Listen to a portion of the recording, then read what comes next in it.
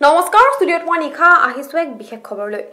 হদু অসম গৰিয়া মৰিয়া দেখি জাতীয় পৰিষদৰ বাৰ্ষিক অধিৱেশন অনুষ্ঠান বিলাসীপাৰাত দুদিনীয়া কাৰ্যসূচীৰে অনুষ্ঠিত হ'ল হদু অসম গৰিয়া মৰিয়া দেখি জাতীয় পৰিষদৰ প্ৰথমখন বাৰ্ষিক অধিৱেশন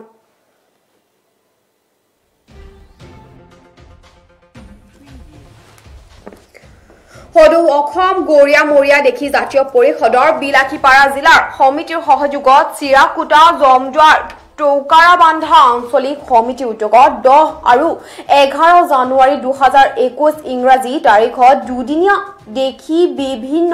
কাৰ্যসূচীৰে জমজুৱাৰ প্ৰাংগণত প্ৰথম বাৰ্ষিক অধিৱেশন সম্পন্ন হৈ যায়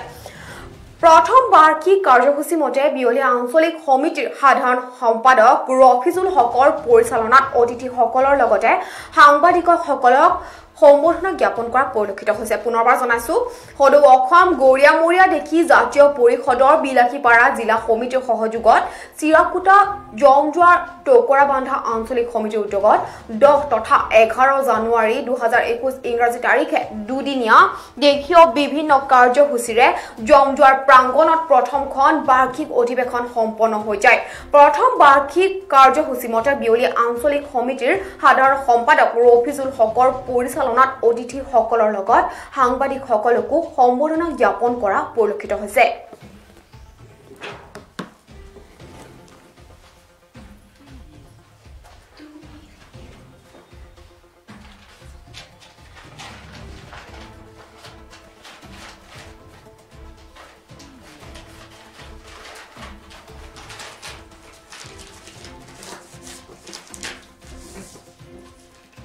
হদু অসম গৰিয়া মৰিয়া দেখি জাতীয় পৰিষদৰ চিৰাকুটা জমজুৱাৰ আৰু টৌকাৰাবান্ধা আঞ্চলিকৰ বাৰ্ষিক অধিৱেশনত আজি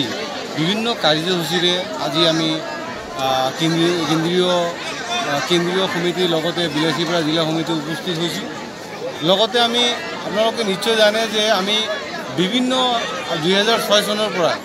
আমি চৰকাৰক বিভিন্ন দাবী কৰি আহি আছোঁ বিভিন্ন আন্দোলন কৰি আছোঁ যে চৰকাৰে আমাৰ গৰিয়া মৰিয়া দেখীসকলৰ কাৰণে সুকীয়া জৰীপ আৰু সুকীয়া নিগম ঘোষণা কৰাৰ কাৰণে ইতিমধ্যে বিজেপি গভৰ্ণমেণ্টে বিজেপি চৰকাৰে অধিৱেশনত 2019-20 অধিৱেশনত মাননীয় হিমন্ত বিশ্ব শৰ্মা ডাঙৰীয়া ঘোষণা কৰিছিল যে গৰিয়া মৰিয়া দেখীসকলৰ কাৰণে সুকীয়া নিগম লগতে সুকীয়া জৰীপ ঘোষণা কৰিব কিন্তু আপোনালোকক মই জনাব পাই দুখ পাইছোঁ যে চৰকাৰ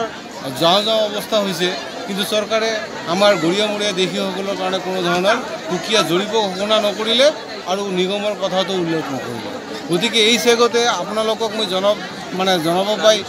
জনাব বিচাৰিছোঁ যে চৰকাৰে যদি আমি এতিয়ালৈকে আমি আশাবাদী হৈ আছোঁ এতিয়াও চৰকাৰৰ ওপৰত আমাৰ আস্থা আছে যে চৰকাৰে যাতে আমাৰ গৰিয়া মৰিয়া দেখীসকলৰ যি দাবী আছিল সেই দাবী পূৰণ কৰে অন্যথা গৰিয়া মৰিয়া দেখীসকলে আগন্তুক নিৰ্বাচনত চৰকাৰৰ বিৰুদ্ধে আস্থা গ্ৰহণ কৰিব সিদ্ধান্ত গ্ৰহণ কৰিব গতিকে মই এই চেগতে মই আৰু এটা কথা ক'ব বিচাৰিছোঁ যে যোৱা 15টা বছৰত কংগ্ৰেছ চৰকাৰে গৰিয়া মৰিয়া দেখীসকলৰ ওপৰত কোনো ধৰণৰ গুৰুত্ব ডেভেলপমেণ্টৰ কাৰণে বা উন্নয়নৰ কাৰণে কোনো ধৰণৰ কাম কৰা নাছিল সেইকাৰণে আমি হাড়ে হিমজুৱে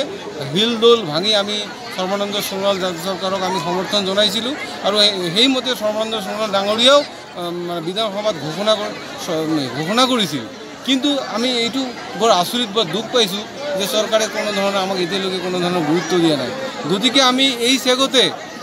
চৰকাৰক দাবী জনাইছোঁ যে চৰকাৰে অনতি পলমে আমাৰ গৰিয়া মৰিয়া দেখীসকলৰ উন্নয়নৰ কথা চিন্তা কৰক যি উন্নয়ন পৰিষদ আছে উন্নয়ন পৰিষদসমূহ ঘোষণা কৰক কাৰ্যকৰী কৰক যাতে আমাৰ গৰিয়া মৰিয়া দেখীসকলে বিভিন্ন ক্ষেত্ৰত পিছ পৰি থকা বিভিন্ন ক্ষেত্ৰত শোষিত বঞ্চিত জনগোষ্ঠীকেইটাই যাতে উন্নয়ন হয় এই ক্ষেত্ৰত চৰকাৰে যাতে চোকা দৃষ্টি কৰে অন্যথাই আমাৰ গৰিয়া মৰিয়া দেখী এলেকাত আগন্তুক নিৰ্বাচনত আমি বিজেপি কেণ্ডিডেটক আমি সোমাবলৈ বাধা নিষেধ কৰিম গতিকে আপোনালোকৰ মাজেদি চৰকাৰক মই সকীয়াই দিব বিচাৰিছোঁ যে এতিয়াও আমাৰ সময় আছে এতিয়াও চৰকাৰে যদি আমাৰ কামখিনি কৰি দিয়ে আমি চৰকাৰক ধন্যবাদেৰে সোঁৱৰণি দিম